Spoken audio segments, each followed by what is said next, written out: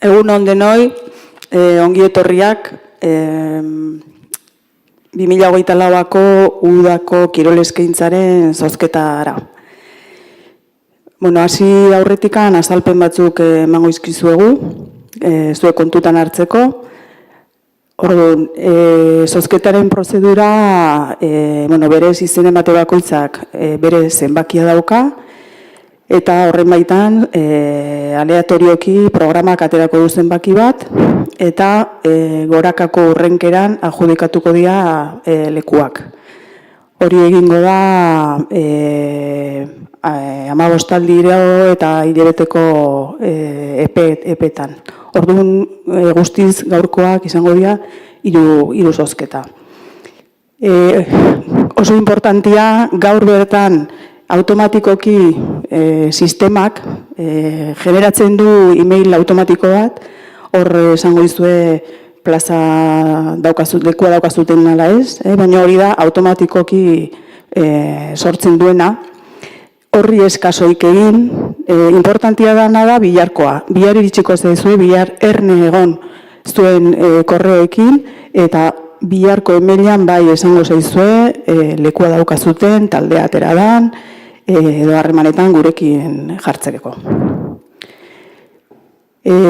Bestetik, esan aurten goizean kiroleko izen ematea lekua dago aurre guztientzako, beraz ez dugu zozketarik egingo, errepikatzen dut, goizean kiroleko izen emate guztiak lekua daukate, beraz ez dugu zozketan sartuko jarduera hori.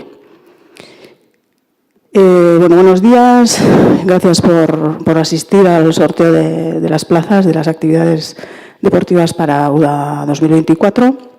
Explicaba un poco el proceso, cómo es.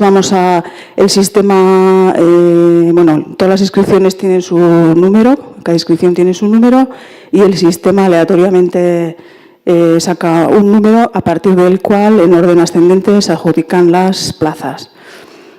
Muy importante estar atentos con los emails. Hoy el sistema genera un email automático, al que no tenéis que hacer caso, es automático. Al que sí que tenéis que estar atentos y hacerle caso es al email que os llegará mañana. Mañana en ese email que os llegará se os confirmará si tenéis plaza o no y qué es lo que tenéis que hacer, si os tenéis que poner en contacto con nosotros o qué. Entonces, estar atentos al correo mañana. Una vez explicado el proceso, deciros también que este año todas las inscripciones de la actividad de Goizean Kirolean tienen plaza. Luego no se va a hacer sorteo de esas plazas porque no hace falta y procederemos a hacer los sorteos de las actividades divididas por quincenas y mensuales. Orduan besterik gabe, hasiko gara eta hasiko gara lehenengo 15 aldiko izen ematekin diala igeriketa ikastaroak, bai aurrenak eta bai helduen ikastaroenak. Orain sistemak zenbaki aterako du. Procedemos al sorteo de las actividades de la primera quincena, que en este caso son natación, tanto de niños como de adultos. Y el sistema, pues el número que ha salido es el 57. Bigarren 15 aldiakin gauza bera egingo dugu. Kasu hontan igeriketako ikastaroak eta teniseko ikastaroa dazkagu 15 aldi horretan. En la segunda quincena tenemos los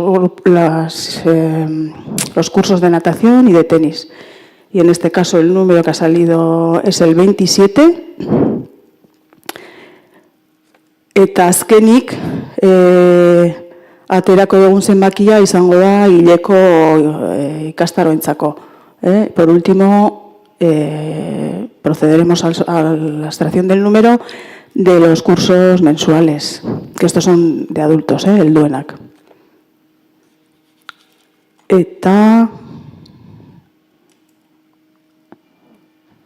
Vale, ateraran zenbakia, 51 da. Orduan, ha salido el número 51 y a partir de ahí en orden ascendente se adjudicarán las plazas.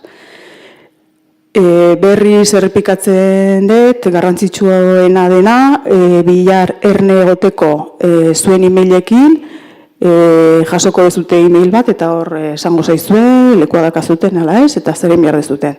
Repito, importante que estéis atentos mañana a vuestros correos, porque os llegará un email de confirmación en el que se os dirá si tenéis plaza o no y qué es lo que tenéis que hacer. Besterik gabe, eskerrik asko zuen arretagatik, eta datorren urte arte.